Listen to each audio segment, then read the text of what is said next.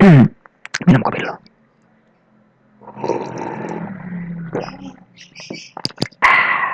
Hello class, peace and blessing be upon you all. Pada kesempatan kali ini kita akan mencoba berdiskusi dan belajar GIS dengan menggunakan Map Info Professional. Kita tidak akan mendiskusikan definisi-definisi rumit ataupun terminologi ribet berkaitan dengan GIS, karena saya rasa tidak semua yang menyaksikan video ini adalah praktisi GIS dengan background geografi atau mungkin geodesi atau ilmu pertanahan, ilmu kehutanan, tata kota, geologi, geofisika, dan lain sebagainya. Karena bisa jadi yang menyaksikan video ini hanyalah semacam praktisi amatir seperti saya. Jadi kita hanya akan membagikan konsep-konsep praktis dan praktek langsung dengan menggunakan Map Info Professional. Anyway, sedikit pengantar saja. GIS atau di istilah Indonesianya dikenal sebagai SIG merupakan kependekan dari Geographic Information System, atau di istilah Indonesianya SIG ini merupakan kependekan dari Sistem Informasi Geografis, merupakan sistem atau manajemen data-data geospasial dengan menggunakan perangkat lunak. Jadi hanya 3 poin itu saja yang perlu ditekankan. Pertama, dia adalah merupakan sistem atau manajemen, artinya GIS ini memiliki kemampuan atau kapasitas untuk mengolah, memproses, memodifikasi atau memproduksi data-data geospasial dengan menggunakan apa? Menggunakan perangkat lunak. Artinya kalau dalam prosesnya digambarkan menggunakan tangan, diukur dengan menggunakan penggaris, dihitung dengan sempoa, kalkulator, itu bukan GIS. Atau data-data yang diolah ini merupakan data-data, misalnya data riwayat kesehatan seseorang, atau data-data harga-harga kacamata di sebuah marketplace tertentu. Itu bukan data geospasial dan itu juga bukan GIS. Lantas data geospasial itu data seperti apa? Selama data tersebut, apapun jenisnya, apapun bentuknya, apapun strukturnya, selama data tersebut menempati ruang dan waktu dan berada di bumi, maka data tersebut bisa diolah dengan GIS, atau data tersebut merupakan data geospasial. Lantas apa bedanya dengan data yang barusan? Jadi data yang barusan disebutkan ini tidak ada informasi geospasial di dalamnya, tidak ada informasi spasial di dalamnya. Spasial ini artinya ruang dan waktu. Data yang barusan disebut itu adalah data tabulasi biasa, di mana instrumen pengolahannya berbeda. Kita sudah kenal dalam penyajian dan pemrosesan data-data tabulasi ini bisa disampaikan atau disajikan ataupun diproses secara deskriptif maupun inferensial menggunakan instrumen yang namanya statistics. Sementara data geospasial ini di dalamnya tergantung informasi posisi data tersebut di bumi secara khusus, dan ada hubungan spasial data tersebut terkait dengan posisinya satu sama lain. Oke. Jadi dalam GIS, sebelum mengolah data atau memulai memproses data-data geospasial ini, ada 2 hal yang perlu diperhatikan. Yang pertama adalah datum. Datum ini apa? Kita akan coba jelaskan. Bayangkan bumi yang berbentuk bola. Jadi kalau kita memandang bumi dari luar angkasa, bumi ini semacam bola. Sebenarnya sih nggak bola sempurna seperti bola, tapi agak-agak lonjong, menyerupai telur burung onta, di mana yang bagian menonjolnya ini ada di bagian ekuator. Tapi anggaplah seperti bola. Bola ini memiliki bentuk permukaan yang mulus, lengkung seperti itu. Namun pada kenyataannya, bumi yang kita huni ini memiliki permukaan yang tidak mulus seperti bola, tapi bergelombang. Ada gunung, ada lembah, ada sungai, danau, laut, dan sebagainya. Artinya apa? Ketika kita ingin menggambarkan atau memodelkan sesuatu secara matematis pada permukaan bumi yang tidak rata seperti ini, tentu akan sangat tidak praktis sekali. Jadi para ahli dan para praktisi mulai mencari suatu metode untuk memodelkan atau menggambarkan secara matematis bentuk permukaan bumi ini agar lebih mudah.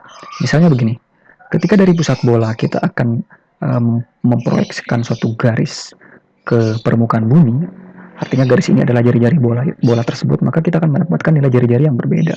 Di puncak gunung, di muka laut, di dasar laut, pasti akan berbeda panjangnya.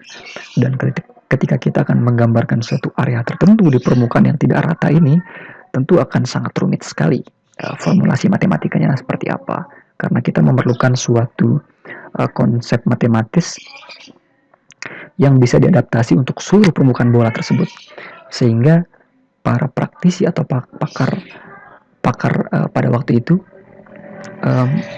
menggunakan aproksimasi atau membuat suatu pendekatan mencari bentuk bumi yang betul-betul bulat seperti bola.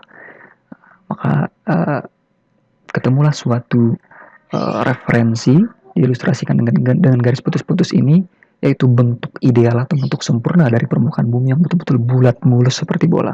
Inilah yang disebut dengan datum.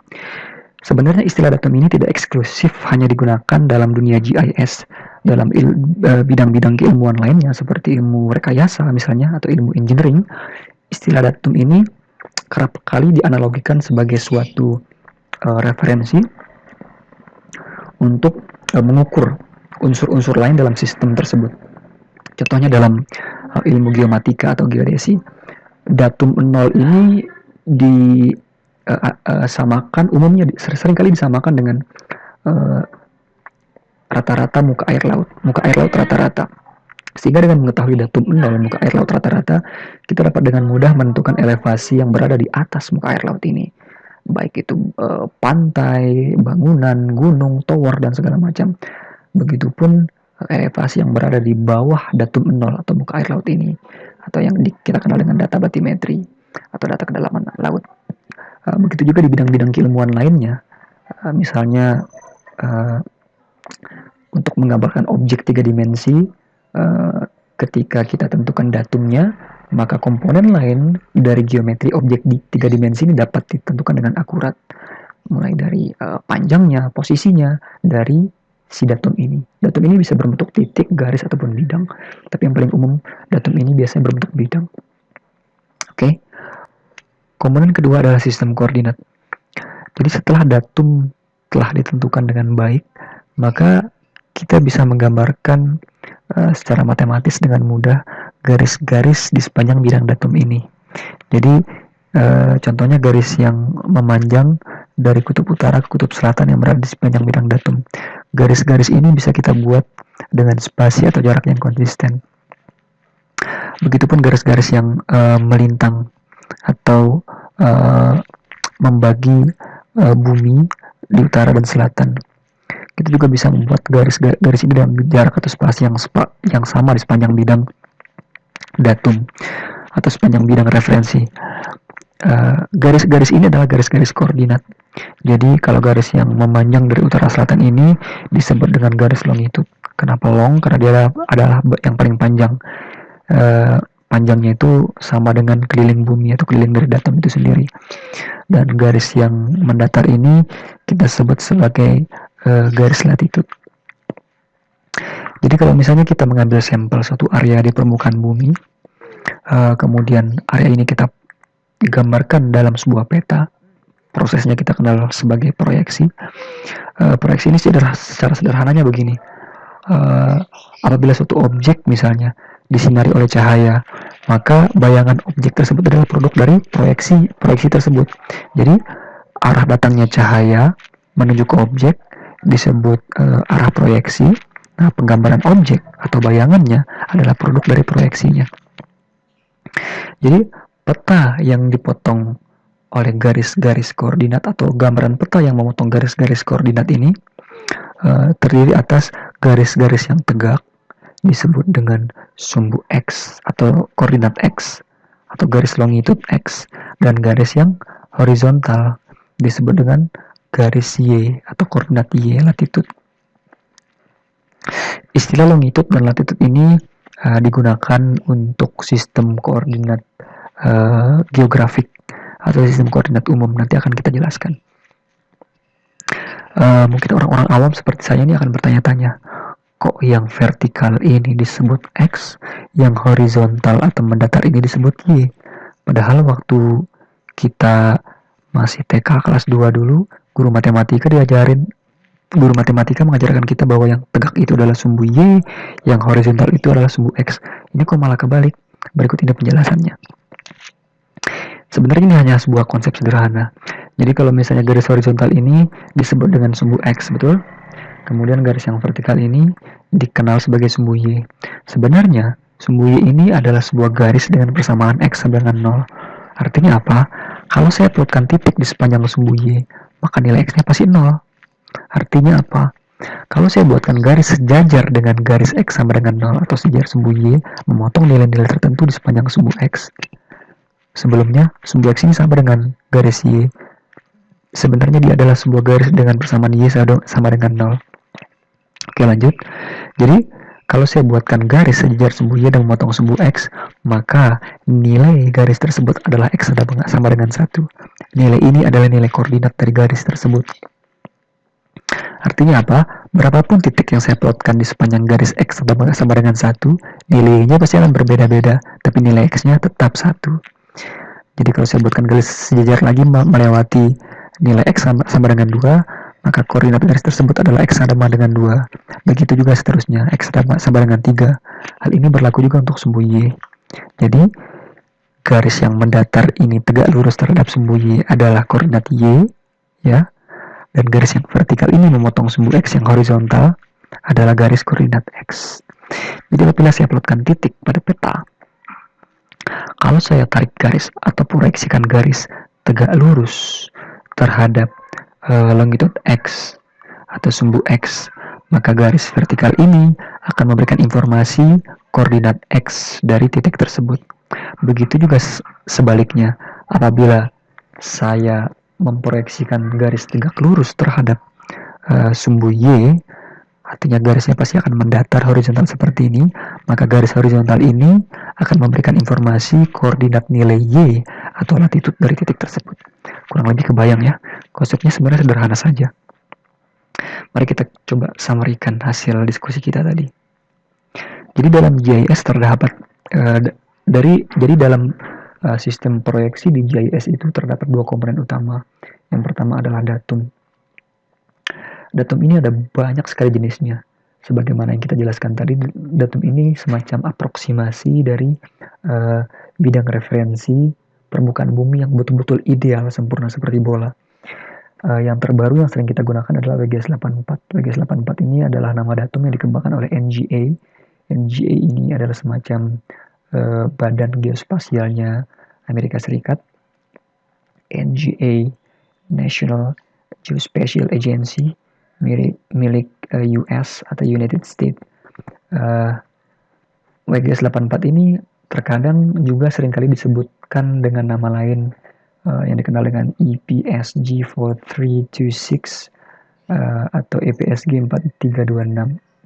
Jadi EPSG ini adalah lembaga lain selain NGA yang juga mengembangkan datum WGS84 ini. EPSG ini atau EPSG ini adalah sekumpulan perusahaan-perusahaan minyak Eropa yang meriset datum WGS84 ini agar memudahkan mereka ketika melakukan eksplorasi di lepas pantai. EPSG 4326 ini adalah European Petroleum Survey Group.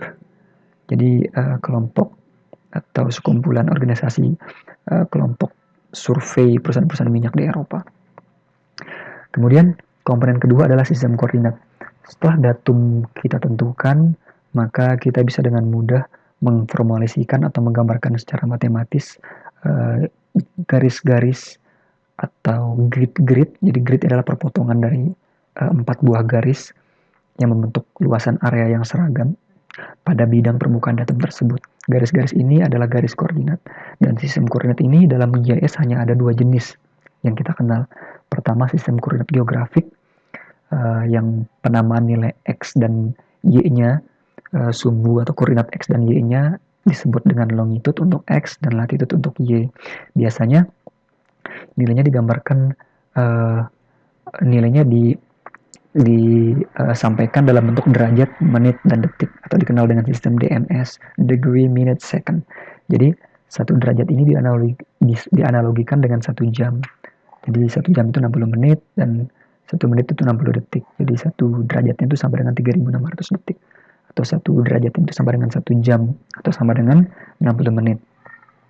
Penulisan koordinat geografik DMS ini terkadang bisa ditulis dalam 2 bentuk. Bentuk yang pertama derajat menit dan detik, bentuk yang kedua adalah dalam bentuk desimal. Kurang lebih sama. 1 jam ini sama dengan 1 unit atau 1 satuan dalam angka desimalnya. Jadi 1 derajat sama dengan 1 desimal. Kurang lebih seperti itu. Koordinat geografik, simpel saja. Kemudian ada lagi sistem koordinat lain yang kita sebut dengan projected coordinate system atau sistem koordinat terproyeksi.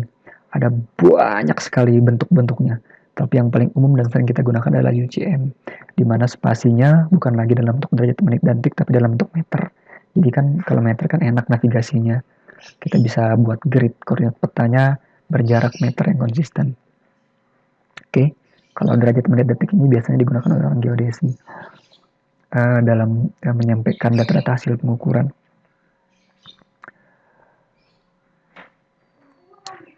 Anyway, ini hanya semacam informasi tambahan, tidak begitu penting.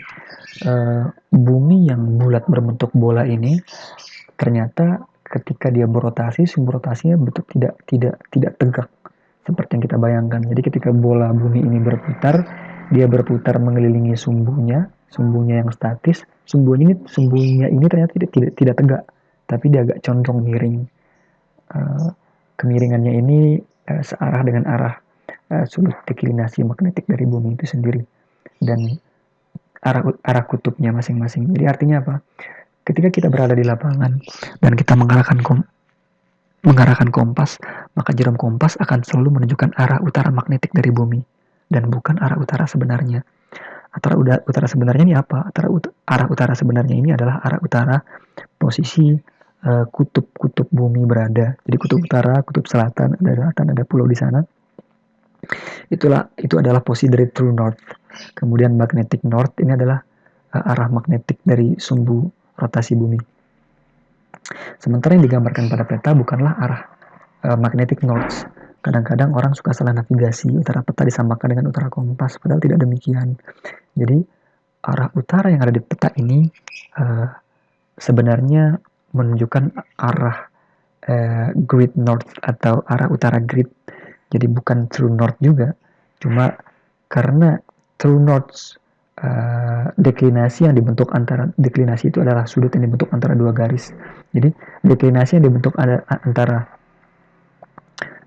true north dengan grid north. Deklinasi ini adalah perubahan sudut yang dibentuk antara true north dengan grid north atau utara peta tidak sebesar deklinasi yang dibentuk antara true north dengan magnetic north, maka kadangkala utara peta disamakan saja dengan arah true north.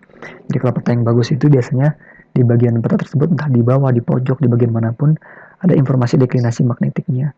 Jadi arah true north digambarkan dengan bintang ini akan membentuk sudut beberapa derajat terhadap arah magnetic north. Nilainya tertera pada peta dan beberapa derajat terhadap grid north. Grid north ini adalah arah utara navigasi atau arah utara dari peta. Tapi kadang-kadang kalau di peta digambarkan seperti ini, arah utaranya selalu menghadap ke atas, tegak lurus, maka kadang-kadang arah utara peta disamakan dengan arah true north. Dan nilai deklinasi magnetiknya, maksudnya nilai deklinasi yang dibentuk antara true north dengan grid north ini tidak sebesar true north dan magnetic north. Terkadang arah utara peta dianggap sama dengan arah true north. Ini nggak begitu penting, tapi mudah-mudahan dapat menambah informasi tentang terkait GIS. Oke. Jadi ada magnetic north, komponen-komponen arah utara yang ada pada peta, kemudian true north, arah utara sebenarnya, dan grid north, arah utara navigasi. Sekarang mari kita mulai. Jadi map info ini sesuai dengan namanya memiliki kemampuan untuk mengolah informasi untuk membuat peta, atau kita sudah memiliki peta kemudian kita ingin menambahkan informasi pada peta tersebut. Jadi seperti halnya software GIS lainnya, map info ini layaknya software GIS pada umumnya, map info punya kapasitas yang sama mengolah data-data geospasial. Software ini dikembangkan oleh Pitnebos, nama perusahaannya. Jadi jenis produk map info yang berada di pasaran ada 2 macam. Yang berwarna biru dan ungu ini adalah produk baru versi 64 bit dari map info, dan yang berwarna oranye versi 32 bit, itu versi-versi awal atau versi lama dari Mapinfo. Inilah versi yang oranye ini atau versi 32 bit yang akan kita gunakan pada diskusi kali ini. Jadi versi 64 bit ini dikembangkan mulai sejak tahun 2014 akhir kalau nggak salah sampai sekarang. Sementara yang 32 bit ini sampai tahun 2015 dikembangkan dan kemungkinan tidak akan dikembangkan lagi. Pertanyaannya adalah mendingan mana, apakah saya gunakan 64 bit atau 32 bit? Karena saya adalah pengguna keduanya, menurut saya yang manapun sama saja. Workflow, kemudian proses dan mekanismenya sama-sama saja. Yang berbeda paling hal-hal kecil terkait dengan utilitas dan fungsionalitas beberapa menu, dan yang perbedaan paling signifikan adalah interface atau antarmuka dari softwarenya itu sendiri. Karena 64 bit ini tampilannya sudah berbeda, mengikuti model-model interface software modern yang menggunakan tampilan toolbar dan menu itu menyatu seperti ribbon di Microsoft Office yang terbaru. Kemudian dalam menggunakan Mapinfo ini, saya sarankan menginstal add-ins yang juga diproduksi oleh Pitney Bowes bernama Discover. Jadi setelah menginstal Mapinfo, saya anjurkan untuk menginstal add-ins instalasinya tersedia secara terpisah. Jadi menu-menu yang ada di Mapinfo dasar sejatinya juga ada di Discover. Cuma dengan adanya Discover, Mapinfo ini dalam pemakaiannya akan lebih apa istilahnya, lebih komprehensif dan sophisticated lah, seperti software GIS pada yang lainnya. Oke, begitu pengantarnya. Sekarang mari kita masuk ke Mapinfonya.